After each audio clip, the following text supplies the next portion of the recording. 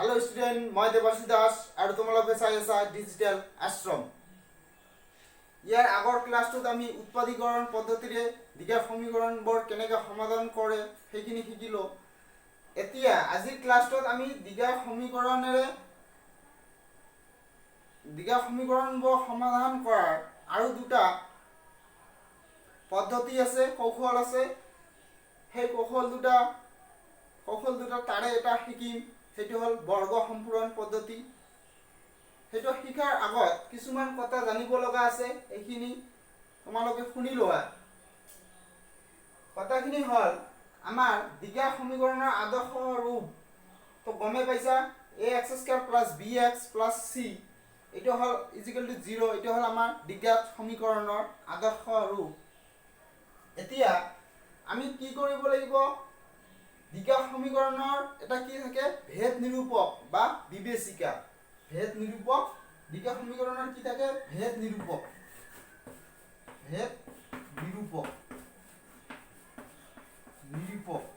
বা কি কয় বিবেচিকা।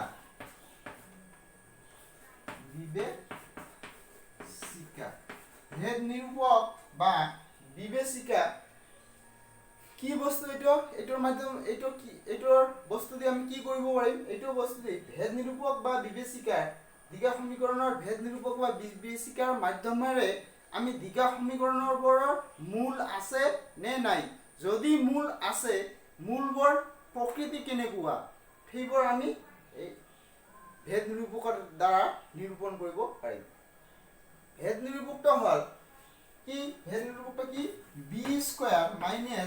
4ac, b² - 4ac, ঠিক আছে। এইটো হল আমাৰ কি ভেদ নিৰূপক।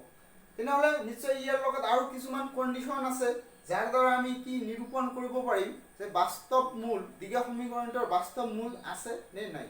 ফাৰ্ষ্ট কন্ডিশনটো হল b² - 4ac is greater than যদি 0 হয়, এটা হল first condition. b² - 4ac greater than 0, তেনেহলে এটার কি হ'ব, যদি গ্রেটার দেন 0 মানে কি, b² - 4ac এর মান যদি আমি কি এটা ধনাত্মক মান পাওঁ, তেনেহলে এটা কি হ'ব, এটা আমাৰ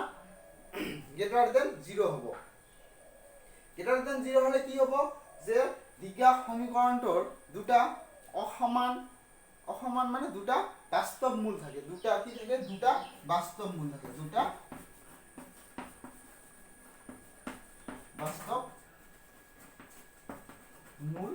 থাকে,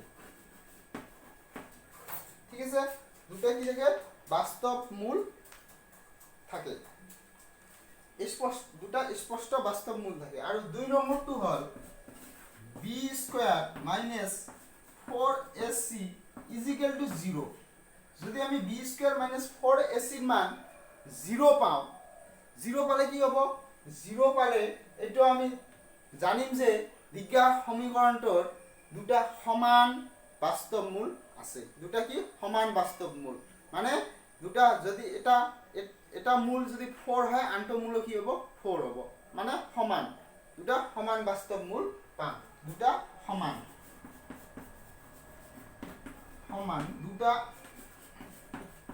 দুটা সমান বাস্তৱ মূল পাম, বাস্তৱ মূল থাকে। আৰু এটা কন্ডিশন হল লাস্ট কন্ডিশন, 3 নম্বৰ কন্ডিশনটো হল 3 নং কন্ডিশনটো হল যদি b² - 4ac লেস দেন 0 হয়। লেস দেন 0 বুঝলে কি বুঝা, লেস দেন 0 অর্থাৎ b² - 4ac এর মান যদি ঋণাত্মক হয়, তেনেহলে কি হ'ব, এটো আমি গম পাম দীঘা সমীকৰণটোৰ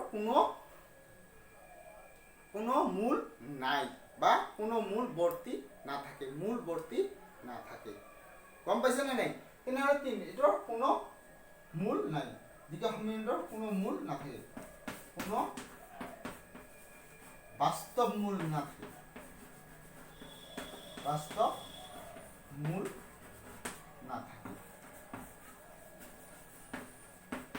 গম পাইছে না নাই কোনো বাস্তব মূল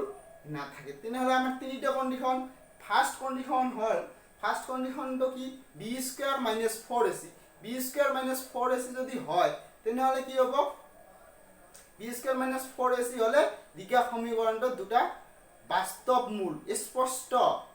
স্পষ্ট বাস্তব মূল থাকে আৰু যদি B square minus 4ac is equal to 0 B square minus 4ac এর মান যদি 0 পাও তেনেহলে কি হ'ব সমীকৰণটো দুটা সমান বাস্তৱ মূল থাকিব আৰু আৰু যদি b square minus 4ac less than 0 অর্থাৎ b স্কয়ার মাইনাস 4ac মান যদি আমি ঋণাত্মক পাও কোনো সংখ্যাৰ আগত যদি নেগেটিভ থাকে তেনেহলে এটা আমি ঋণাত্মক মানে অৰ্থাৎ সংখ্যাটো 0 তকৈ সৰু তেনেহলে এটো দ্বিঘা সমীকৰণৰ কোনো বাস্তৱ মূল নাথাকে মূল বৰ্তি নাথাকে গম পাইছা এটো হৈছে আমাৰ ভেদ নিৰূপক বা বিবেচিকা অৰ্থাৎ ইয়াৰ দ্বাৰা আমি গম পাম যে দ্বিঘা সমীকৰণটোৰ মূল আছে নে নাই ঠিক আছে এতিয়া আমি অংকত যাও 4.3 আৰু এটা পদ্ধতি আছে দ্বিঘা সমীকৰণবোৰ সমাধানৰ সেইটো হল দ্বিঘাত সূত্ৰ মই দ্বিঘাত সূত্ৰটো আজি নপঢ়াও ইয়াৰ পিছৰ ক্লাছটো পঢ়াম তেনেহলে এটো ক্লাছ চালে হল এতিয়া আমি 4.3 বৰ্গ সম্পূৰণ বৰ্গ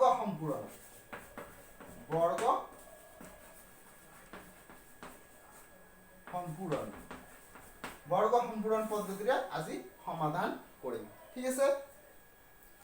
এতিয়া ফাৰ্স্ট কোশ্চেনটো দিছে 4.3 বৰ্গ সম্পূৰণ পদ্ধতিৰে তলৰ দ্বিঘা সমীকৰণবোৰ মূল ব্ৰেকেটত দিছে যদি বৰ্তি থাকে তাৰ মানে কি হ'ব লাগিব b স্কয়াৰ মাইনাস 4ac হয় 0 তকৈ ডাঙৰ হ'ব লাগিব নহলে ইকুয়াল টু 0 হলেহে আমি পাম তাৰ মানে তেনেহলেহে বৰ্তি থাকিব উলিওৱা তেনেহলে ফাৰ্স্ট কি দিছে 2x square minus 7x plus 3 first অঙ্কটো এক নম্বৰ 2x square minus 7x plus 3 equal to 0 এটাৰ মূল বৰ্তি আছে না ইয়াত a ইজ ইকুয়াল টু কি 2 b ইজ ইকুয়াল টু কি minus 7 c is equal to কিমান 3 তেনেহলে ভেদ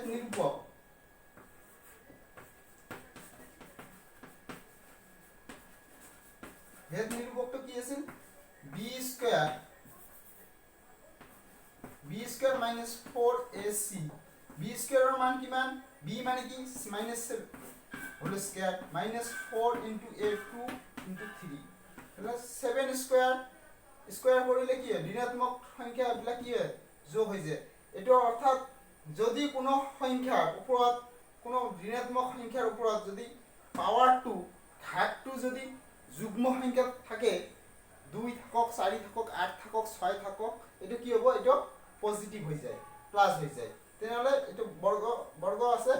কি আছে স্কয়ার আছে 2 আছে তেনেহলে এটো ঋণাত্মকটো কি হ'ব পজিটিভ হ'ব আৰু 7ক স্কয়াৰ কৰিলে কিমান 7 গুণ 49 ঠিক আছে আৰু এটা কিমান হ'ব 4 2 গুণ 8 8 3 গুণ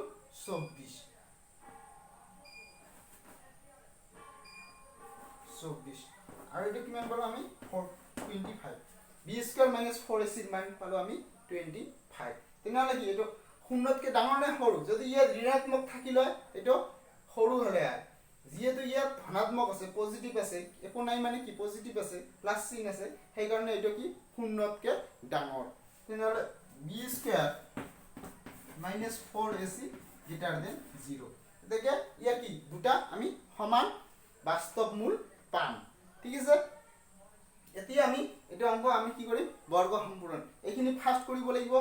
এতেকে ইয়াৰ মূল বৰ্তি আছে মানে দুটা সমান মূল আছে ইয়াত লিখি দিবা ইয়াত b যেহেতু এটো হয় তে কি ইয়াত দুটা সমান বাস্তৱ মূল দুটা সমান নহয় দুটা বাস্তৱ মূল আছে ঠিক আছে যদি আমি অঙ্কটো কৰো বৰ্গ সম্পূৰণ এতিয়া ফাৰ্স্ট আমাৰ কন্ডিশন হল ফার্স্ট কন্ডিশন হল এই 2 আছে ইয়াত x স্কয়ার হক x স্কয়াৰৰ হকটো কি আছে x স্কয়াৰ হক যদি বৰ্গ থাকে তেনেহলে এটা পদ্ধতি অৱলম্বন কৰিব লাগিব আৰু যদি বৰ্গ সংখ্যা না থাকে, ব্লেক থাকে। বৰ্গ সংখ্যা অৰ্থাৎ 4 4 9 16 25 36 তাৰপিছত 49 63 তেনেকুৱা বৰ্গ সংখ্যাখিনি। ইয়াত কি 2 আছে, ইয়াতে বৰ্গ সংখ্যা নাই, তেনেহ'লে মই দুই ধৰণেৰে কৰি দিম। বৰ্গ সংখ্যা থাকিলে আৰু নাথাকিব। 3 নম্বৰটো বৰ্গ সংখ্যা এটা আছে, আমি ফাৰ্ষ্ট এইটো কৰোঁ। তেনেহ'লে কি কৰিব লাগিব, যদি বৰ্গ সংখ্যা নাথাকে, বৰ্গ সংখ্যা নাথাকিলে আগত 2x² - 7x -3 ধ্ৰুৱক পদটোক আমি সমান সমান সিপিনে লৈ যাব লাগিব। ঠিক আছে, এতিয়া যদি বৰ্গ সংখ্যা নাথাকে তেনেহ'লে এই x² সহকাৰে গোটেই লাইনটোক আমি কি কৰি দিম, বিভাজ্য কৰিম। ঠিক আছে, ভাগ কৰি দিম। তেনেহ'লে কি হ'ব, x² 2 2 কেনসেল প্লাস 7 প্লাস কি হ'ব এই -7/2 ইনটু কি হ'ব x ইজ ইকুয়াল টু -3 কি হ'ব 2 গোটেই লাইনটো 2 ৰে ভাগ। ঠিক আছে, এতিয়া আমাৰ ইয়াত কি কি ব্যৱহাৰ কৰিব লাগিব, এইটো মনত আছে না নাই, a + b হোল স্কয়ার বা a - b হোল স্কয়ার, তেনে ফর্মুলাটো কি আছিল, a² প্লাস 2ab প্লাস কি b²। যদি ইয়াত মাইনাস থাকে তেনেহলে এই 2ab ৰ আগত কি মাইনাস দিলে হ'ল। ঠিক আছে, এইটো হৈছে আমাৰ ফৰ্মুলা। এইটো ফৰ্মুলাক আমি এইটো বস্তু কি এই ৰূপত আনিব লাগিব, a² প্লাস b² মানে কি a² plus 2ab plus b² বা a² - 2ab প্লাস b² ৰূপত আনিব লাগিব। ইয়াতো হেতু ৰূপত নাই, স্কয়াৰটো আছে আমাৰ, a² আছে, x² মানে a² মাইনাস 2 আমাৰ ফৰ্মুলাত কি আছে 2 2 a কিমান a x a মানে কি x আছে, a² স্কয়াৰটো ধৰণৰ এইটো হৈছে সলভটো হৈছে আমাৰ কি a। এতে b কি আছে, b কি বস্তু আমাৰ কি আছে ইয়াত 7/2 আছে। ঠিক আছে, 7/2 এটা আমি আগতে 2 লিখিলো, ইয়াত কি ইয়াত 7 লিখো বা ইয়াত আমি 14 কি লিখিব পাৰো, 14 নহয়, ইয়াত কি লিখিব পাৰো, ইয়াত 7 আছে বাই কি তলত কি আছে 2 আছে, তলত আমি কি লিখিম এই 2 এৰে এটা পূৰণ কৰি দিম, তলৰ সংখ্যাটো কিমান হ'ব 4। ঠিক আছে, 2 এৰে পূৰণ কৰি দিলো, 2 2 গুণ 4 গম পাইছে না নাই, ওপৰটো 7 7 এ লিখিলো আৰু তলত কি লিখিলো 2 2 গুণ 4 হৈ গ'ল। তেনেহ'লে এটা কি x² plus -2 into a into কি হ'ল b হ'ল। ঠিক আছে, b এটো b হ'ল 7/4 মানে b প্লাস b কিমান 7/4 হোল স্কয়ার। ঠিক আছে, ইজিক্যাল টু আগৰ পৰা কি আছে -3/2 আৰু ইয়াত বেসিকে কি লিখিলো, বেসিকে মানে কি এইটো লাইনত কি এইখিনি আছিল, এইখিনি বস্তু আছিল x² - 7/2x, ইয়াত কি আছে x² মাইনাস এই 2 2 ক্যান্সেল হলে কি হ'ব 2 হ'ব x * 7/2, এইখিনি আমি কি বেসিকে লিখিলো, সমান সমান ইপিনে যিমান বেসিকে লিখিছো সিমান সমান সমান সেই পিনেও সিমান বেসিকে লিখিব লাগিব। ঠিক আছে, নহলে প্লাস 7/4 হোল স্কয়ার গম পাইছে না নাই। ঠিক আছে, এইটো বস্তু হল এইটো লাইন বনোৱাটো হৈছে মেইন কথা। এইটো লাইন যদি বনাব পৰা আৰু বনোৱাত একো নাই, একদম সহজ, কি যদি বৰ্গ সংখ্যা থাকে তেনেহলে কি ভাগ কৰি দিলে হ'ল, বৰ্গ সংখ্যা নাথাকিলে ভাগ কৰি দিলে হ'ল আৰু তাৰ পিছত 2 2 লিখিলে হ'ল, ফৰ্মুলা 2 a কিমান আছে x², তাৰ পিছত এইটো লাইনৰ লগত এইখিনি কি মিলালে হ'ল, এইটো 2ab টো মিলালে হ'ল। 2ab যদি বনাব পৰা তেনেহলে গোটেই অংকটো তোমাৰ একদম ইজি। ঠিক আছে, তাহলে a² - 2ab প্লাস কি b², তেনেহলে ফর্মুলাটা কি আছে a - b, b কিমান 7/4 হোল স্কয়ার। ঠিক আছে, ইজ ইকুয়াল টু -3/2 প্লাস 4ক স্কয়ার করলে 16 আর 7ক স্কয়ার করলে 49। ঠিক আছে, তেনেহলে x - 7/4 হোল স্কয়ার, ইয়াত কি লব লাগিব লসাগু কিমান 16, লসাগু হল 16 আৰু ইয়াত কি মানে 2 8 গুণ 16 তাৰ 3 8 গুণ 24 আৰু ইয়াত নেগেটিভ মাইনাস প্লাস 16 1 গুণ 16 49 1 গুণ 49 এইটো হল। ঠিক আছে, তাৰপিছত কি x square x minus 7/4 is equal two এই স্কয়াৰটো ইয়াৰ পৰা উঠাই দিলে তাৰ মানে কি ইপিনে আনিব লাগিব ইপিনে আনিলে কি হ'ব এটো ইপিনে আহিলে স্কয়ারটো ইপিনে আহিলে কি হয় ৰুট ওভাৰ হয় ঠিক আছে ৰুট ওভাৰ কিমান হ'ব 16 24 আৰু 49 কিমান 25 ঠিক আছে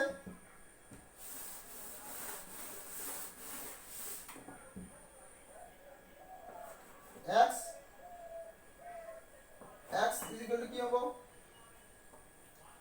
এটা হিপিনে গলে কি হ'ব প্লাস 7/4 আৰু এটো কি 25 ক ৰুট কৰিলে কি হ'ব এটো ইয়াত প্লাস মাইনাস দিলে হ'ল ঠিক আছে ইয়াত প্লাস মাইনাস দিব লাগিব 25 ক ৰুট কৰিলে কিমান হ'ব প্লাস মাইনাস 5/16 ক ৰুট কৰিলে 4 ঠিক আছে তাৰ মানে কি 25 মানে কি 5 স্কয়াৰ আৰু 16 মানে কি 4 স্কয়াৰ স্কয়াৰ আৰু ৰুট খিনি কি হয় উঠি যায় সেই কাৰণে 5/4 বুজি পাইছা তেনেহলে ইয়াত দশাগু কি মান হ'ব 4 7 প্লাস মাইনাস 5 ঠিক আছে দশাগু একে বস্তু আছে 4 লিখিলো 7 প্লাস একে বস্তু তলত একে বস্তু থাকিলে দশাগু হেতু বস্তুই হয় 4 আৰু কি হ'ব ওপৰত যেনেকুৱা আছে হেনেকুৱা বহাই দিলে হ'ল আৰু চিনটো তেনেকুৱা ঠিক আছে এতিয়া উৎপাদীকৰণ পদ্ধতিৰ নিচিনা either x is equal to কি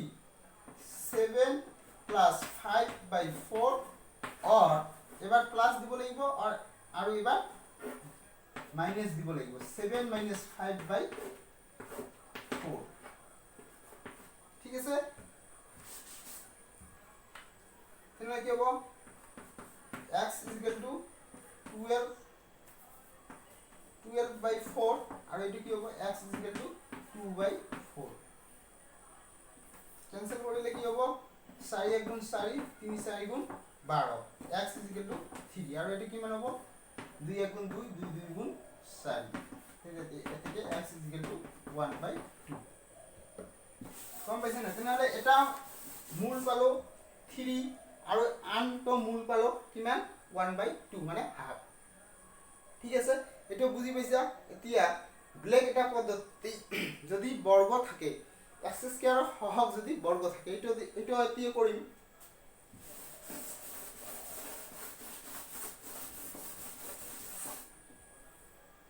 দেখি আছে এখন 3 নম্বৰটো 4x square plus 4√3x plus 3 is equal to 0 first আমরা কি কৰিব লাগিব ইয়াৰ মূল বৰ্তি থাকে নে না থাকে হেতু ওলাব লাগিব তেনেহলে কি আছিল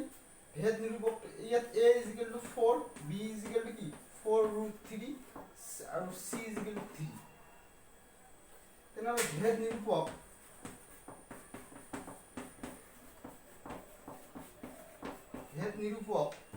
কি হ'ব ভেদ নিৰূপক b square minus 4ac is equal to কি হ'ব b square মা b কিমান 4√3 whole square minus 4 into a এর মান কিমান 4 into c মান 3 ঠিক আছে এক স্কয়ার কৰিলে কিমান হ'ব 4 4 গুণ 16 into কি √3 কি স্কয়ার কৰিলে অকল 3 ৰুট আৰু 3 টো উঠি যাব minus 4 4 গুণ 16 আৰু 3 পূৰণ কৰিলে 3 6 গুণ 18 আৰু 3 1 গুণ 3 আৰু 4 48 ইয়েতো 14 16 3 16 গুণ কিমান 48 minus 48 16 3 গুণ 48 minus 48 48 এর পৰা 48 গলে কিমান হ'ব এইখিনি ইমপ্লাইজ নহয় ইনি হ'ব কিমান 0 অর্থাৎ ইয়াত দুটা কি থাকিব দুটা সমান বাস্তব মূল থাকিব ইয়াত কি হ'ল b square minus 4ac is equal to 0 ইয়াত লিখি দিলে হ'ল দুটা সমীকৰণটো দুটা কি বাস্তব মূল থাকিব ঠিক আছে তেনেহলে এতিয়া আমি অঙ্কটো করো শর্ট ঠিক আছে এতিয়া কি কৰিব লাগিব 4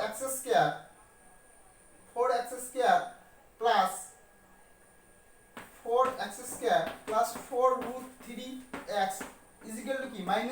ফার্স্ট এটো ধ্ৰুৱক পদত সমান সমানৰ হিপিনে লৈ যাব লাগিব তাৰ পিছত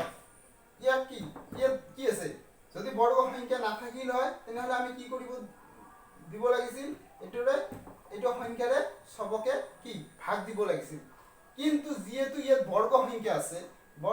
ভাগ দিলেও হ'ব কিন্তু যেহেতু ইয়াত বৰ্গ সংখ্যা আছে সেই কাৰণে আমি কি কৰিম ইয়াত বৰ্গ বনাম 4 মানে কি 2 স্কয়াৰ 2x কি হোল স্কয়াৰ ঠিক আছে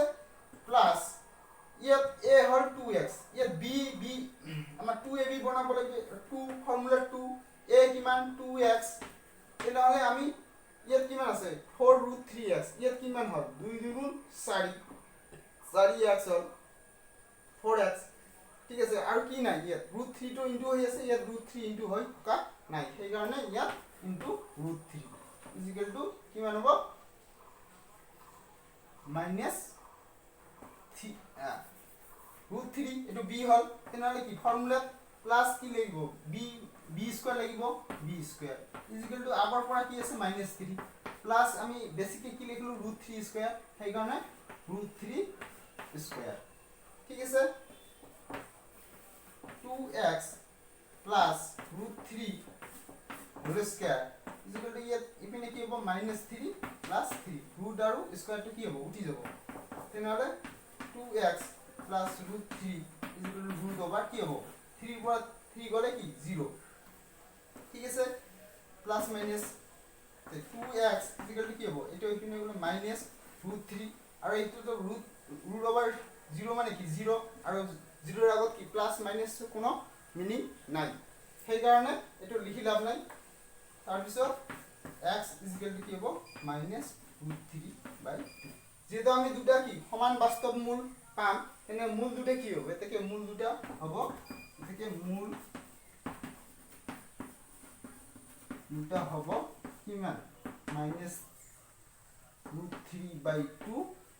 আনটো কি -√3/2 দুটা -√3/2 গম পাইছে না নাই ঠিক আছে আজিৰ ক্লাস ইমান হয় পিছদিনা মই ইয়াৰ পিছত মই ভালকে কালিয়ে দিম তোমালোকে আজি একৰ বাকিখিনি কৰা ঠিক আছে মই কালি তোমালোকক বিজ্ঞান সূত্ৰৰে কেনেকৈ সমাধান কৰে আৰু 4.3 বেছি বা কম মই কালি সমাধান কৰি দিম ঠিক আছে গুড বাই টেক কেয়াৰ